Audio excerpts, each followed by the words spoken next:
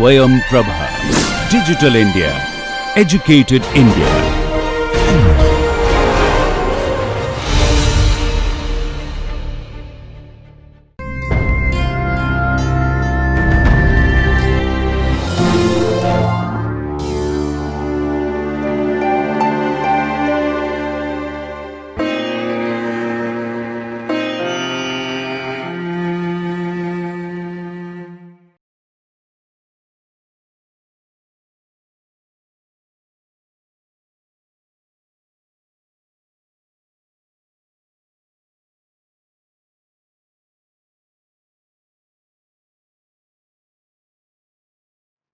Hello, dear students. Today we are going to have a discussion on dimensions of learning, and this is the first part of this session. I'm Dr. Iram Khan, Assistant Professor at IASC Faculty of Education, Jamia Millia Islamia, New Delhi. So, whenever we are talking about dimensions of learning, we have to go ahead and see that what exactly Marzano's dimensions of learning are. And then we also will be studying about Bloom's taxonomy of thinking skills, because that particular thinking skills taxonomy is also mentioning a few of the things about the dimensions of learning. There is one more thing, which is the model of Marzano. Marzano has given a model on dimensions of learning. So we will study about that also in different parts of the lectures. So first of all, we are going to have a look on Marzano's dimensions of learning. So Marzano's categories of how people think is different from Bloom's, in a way that the categories do not build upon each other. Each cognitive category is just as important as the others. The dimensions of learning represent elements that Marzano believes are all worthy of focus and inclusion within a unit of study. So now we will just see that what are the dimensions of learning according to Marzano. So we are going to have a look on that. So dimensions of learning is a comprehensive model that uses what researchers and different theorists know about learning to define the learning process. It is an extension of the comprehensive research-based framework on cognition and learning described in the famous work of Marzano. It was in year 1988, and this work was titled as Dimensions of Thinking, a framework for curriculum and instruction. So this was something which was path breaking, and then it was also asked that what exactly are those dimensions. So there were 5 dimensions. The 5 dimensions of learning are essential to be there for a successful learning process. The dimensions framework is going to help a student or a teacher to maintain a focus on learning, then to for the study or the learning process, then plan the curriculum, instruction and assessment that takes into account the 5 critical aspects of learning. So we will be seeing them all one by one. So first dimension, which was given by Marzano, is about the attitudes and perceptions. Dimension 1, attitudes and perceptions. Attitudes and perceptions affect students' abilities to learn. For example, if students view the classroom as an unsafe and clumsy place, they will likely learn very little. Similarly, if students have negative attitudes about the classroom tasks or the assignments which are given during the classroom process, they will probably put little effort into those tasks. A key element of effective instruction then is to help the students to establish positive attitudes and perceptions about the classroom and about the learning. So we will see here, if you can just have a look on what exactly on the screen. The first dimension, which is attitudes and perceptions, if we categorize it into different parts, we can see that the first part is related to the classroom climate, and Under the classroom climate, we can see that the first thing or here which is mentioned as a point is acceptance by teachers and peers. So if a child is inside a classroom, he or she will be liking that classroom only if the person is comfortable inside the classroom, and the comfort level uh, happens once the child is very much familiar to the teacher and the teacher is also like familiar to the child. Both of them understand each other, and once this happens, the peer group also starts growing. So we start getting friends, so friendship happens. So the child who is not very much eager to go to the school earlier, once the teacher is liking him or her and he has got friends in the school, then the child will be likely happy to go to the school. Then the B point uh, under the classroom climate is regarding the comfort and order. So that is also very much important. Basically, the infrastructure comes in this category.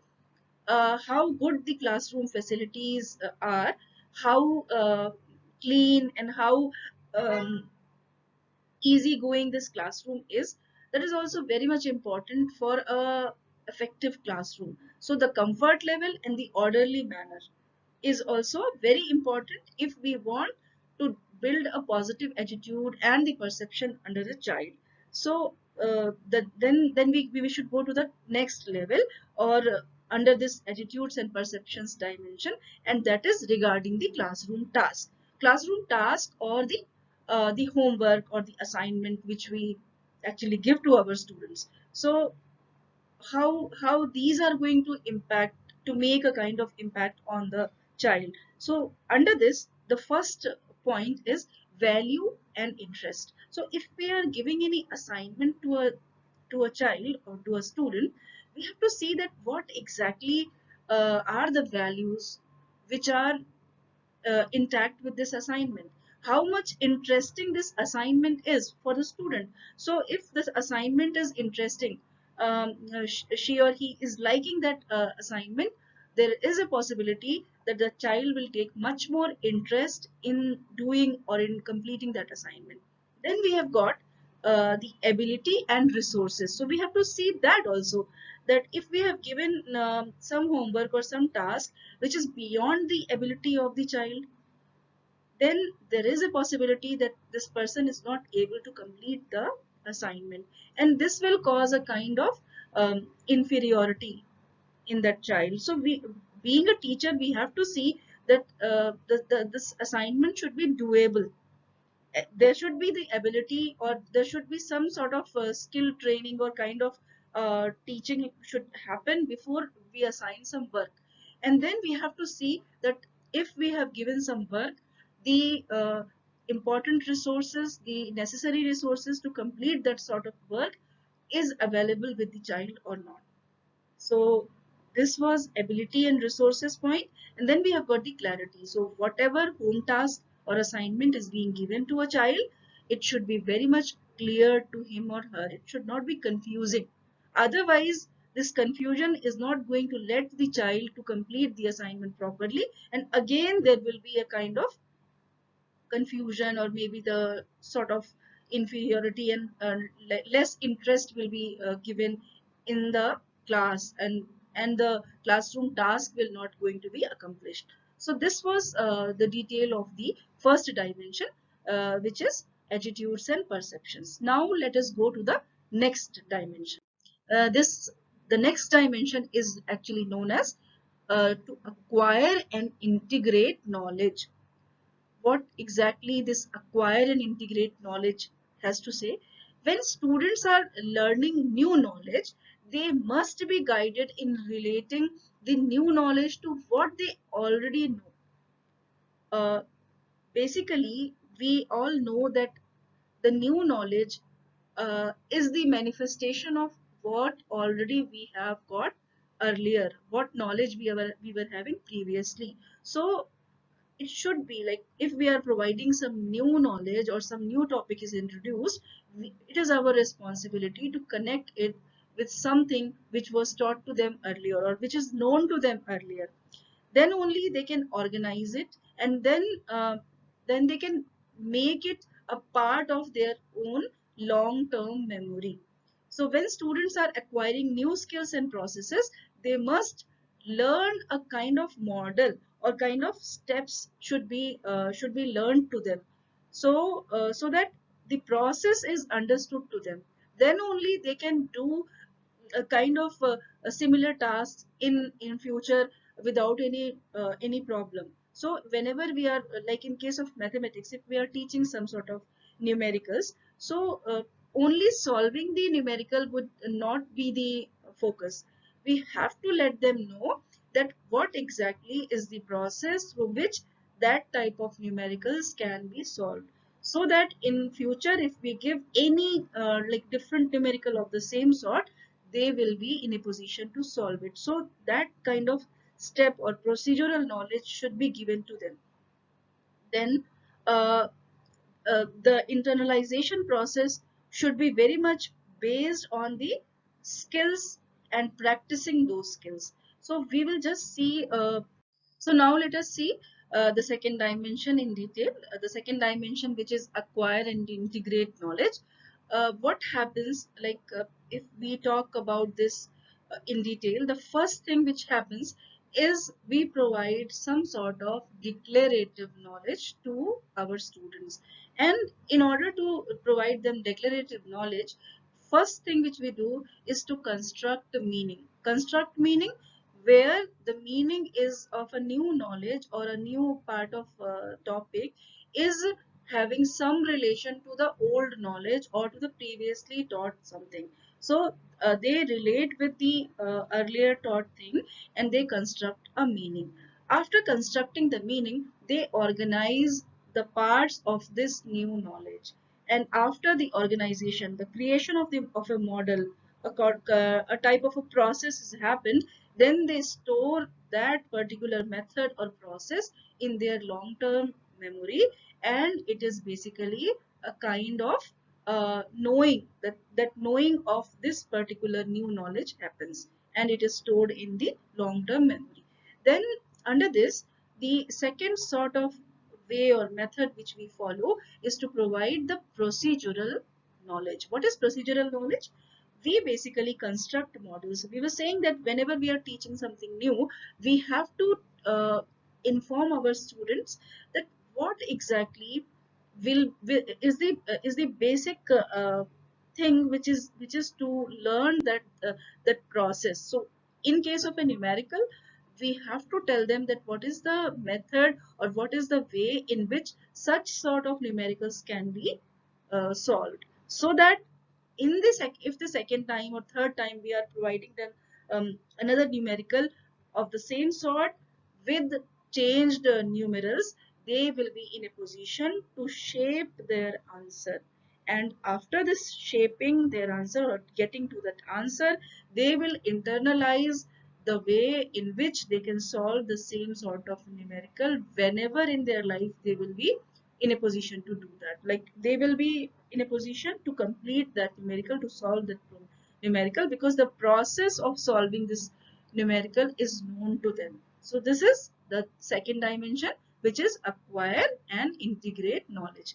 Now let us go to the next dimension, which is the dimension number 3, and this is named as extend and refine knowledge. So let us see what is extend and refine knowledge.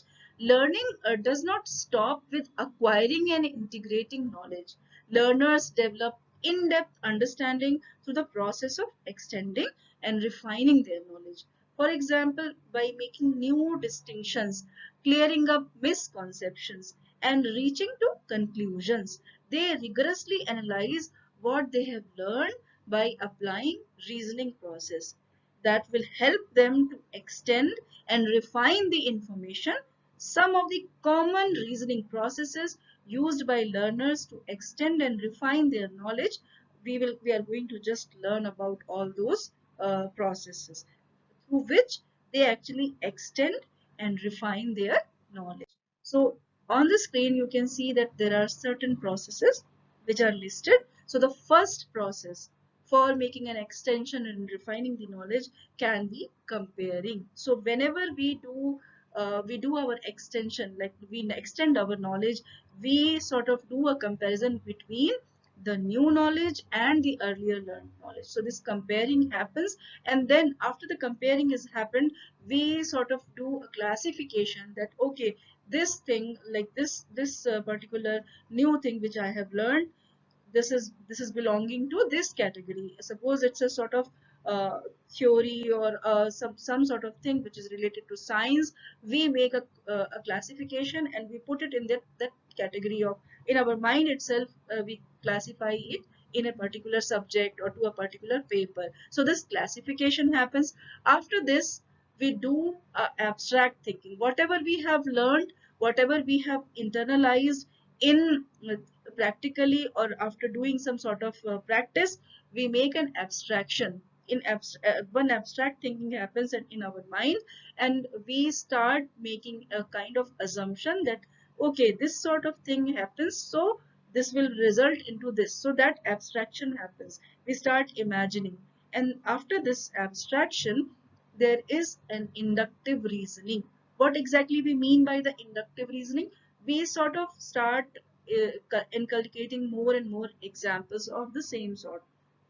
So uh, this particular way, in this particular way, we actually start collecting more and more information.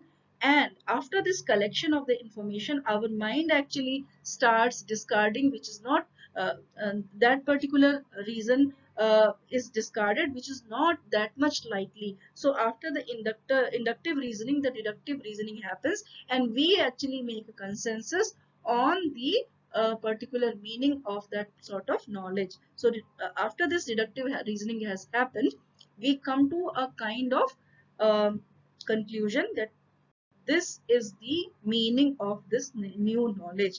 After the deductive reasoning, we come to the constructing support point.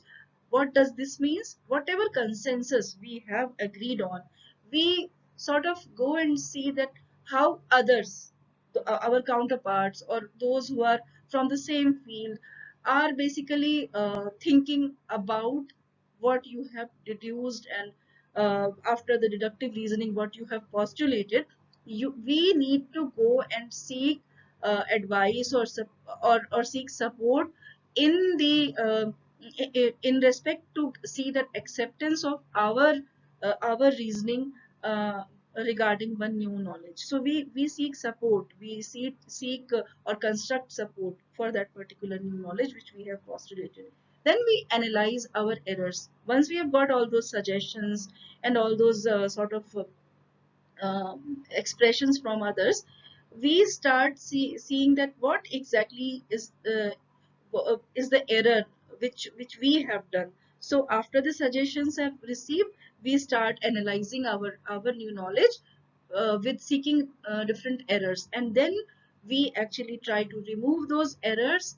And after removing those errors, we come to a kind of more clear perception, and we see that what sort of perception we have received, actually it is correct or not. Basically we refine our knowledge, and we see that what exactly we have received as a new knowledge is correct or not. So in this way, we in ourselves do a kind of labor in which we actually make a kind of process in which our knowledge is extended and refined. So now let us go to the next dimension. The next dimension here given by Marzano is the dimension number 4, and this is known as the use knowledge meaningfully dimension. What do we mean by this particular dimension? The most effective learning occurs when we use knowledge to perform meaningful tasks. For example, we might initially learn about a skincare product by maybe talking to a friend or viewing an advertisement in a magazine, uh, or somehow we have got information about a skincare product. So we will not give that much importance to this information. But suppose we are also willing to buy this product, and we are going to buy this product. then we actually go and check over the internet or through whatever sources of information we have, and we see that what how good this product is, and we will just check on all the nitty-gritties of this product. So earlier the knowledge which was regarding this skincare product was was actually not meaningful for us. We just had a kind of information. But now when we are going to have this particular product, we will go and seek lots and lots of information regarding this product.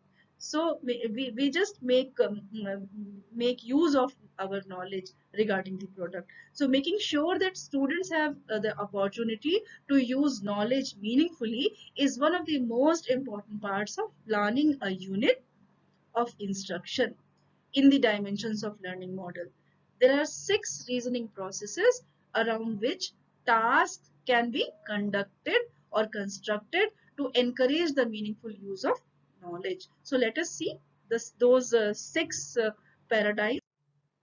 Here you can see those 6 processes under this dimension number 4, which is use knowledge meaningfully.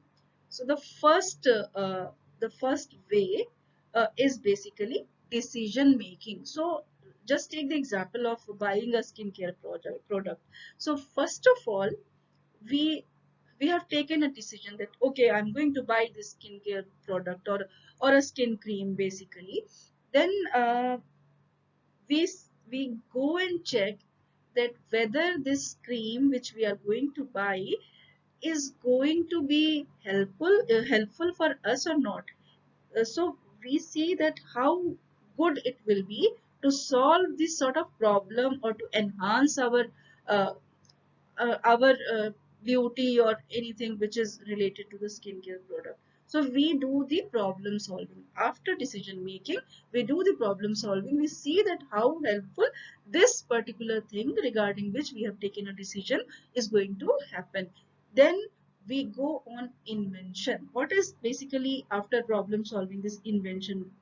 Maybe in this particular case, invention is related to that we go and check that in which way this will be helpful for us. So we go and seek lots and lots of information related to that, and then we come to a consensus that that particular skin cream or anything is very much useful because it become like it is able to make our skin glowing, or it is helpful in actually removing the blemishes and all. So this invention we have done regarding the information of that particular skin cream. Then there is one experimental inquiry. So what we do, we go and see that who else has used the skin cream or this product, and we ask them whether the product was good to them or not, the product was helpful for them, or the actually the blemishes were gone, or actually the skin became glowing. So this sort of experimental inquiry we do. uh, it can be taken in another way also, but basically the meaning is that we go and search for those people who have earlier used, or who know the information earlier. Then there is the investigation. What is this investigation? So after this experimental inquiry, suppose we have got the skin cream, then immediately we will not take it because it is the first time when we are getting this cream. So maybe what we do, we make an application on our palm or maybe on the wrist before applying it on the face. So what we do, we actually check that whether this information is actually helpful for all those purposes for which we have got it or not. So we do a kind of investigation, a checking, and then after this checking, we actually apply, or we actually go and use that particular information or that particular sort of knowledge for the purpose for which we wanted to make it useful. So under the system analysis, we actually do the use. We actually apply it on our face, that particular skin cream which I was giving as an example. So we do the actual use of that particular knowledge at the end. So this was the dimension number 4, where we were talking about the use of knowledge meaningfully. So now let us go to the next dimension of Marzano, which was given by Marzano. And this dimension is basically the dimension number 5, and which is named as habits of mind. So the most effective learners have developed powerful habits of mind that enable them to think critically, think creatively, and regulate their behavior. These mental habits are listed, like we can list all these mental habits in a way in which I have just listed here on the screen. So you can see that the first mental habit, the category of the first mental habit, is critical thinking. What we do when we are making a critical thinking, we we we have to be accurate and seek accuracy. We have to be very much clear and seek clarity. Then we have to maintain an open mind. We have to restrain our impulsivity. Then we have to take a position when the situation warrants it, to respond basically whenever we uh, there is a situation and the situation is making a kind of warrant, like kind of implication on us, we have to take a position. Then we have to respond appropriately to others feelings and level of knowledge. So this was, so the next is creative thinking. Now let us see that what we exactly do if we are making a creative thinking. We persevere. We push the limits of our knowledge and abilities. We generate trust and maintain our standards of evaluation. We generate new ways of viewing situations that are outside the boundaries of standard conventions. Next is self-regulated thinking. So we basically monitor our own thinking, we plan appropriately, we identify and use necessary resources, we respond appropriately to feedback, then we evaluate the effectiveness of our actions. So this is all these things are basically under the fifth dimension, which was habits of mind. So with this, we have come to an end of this particular session. Uh, Dear students, now just we have to make a quick recap that what exactly we have studied here. Through this discussion, we learned about the views of Marzano in terms of dimensions of learning, which include attitudes and perceptions, knowledge application, extension of knowledge, using knowledge meaningfully, then habits of mind. So these were the 5 dimensions which we have studied here in this particular session in detail. So in the next discussion, we will see how Marzano presented these dimensions into a model. And then we will discuss about the Bloom's taxonomy of thinking skills to understand more effectively the whole concept of dimensions of learning. So I hope that you have understood the points, and you will be enjoying learning at your home. Thank you so much.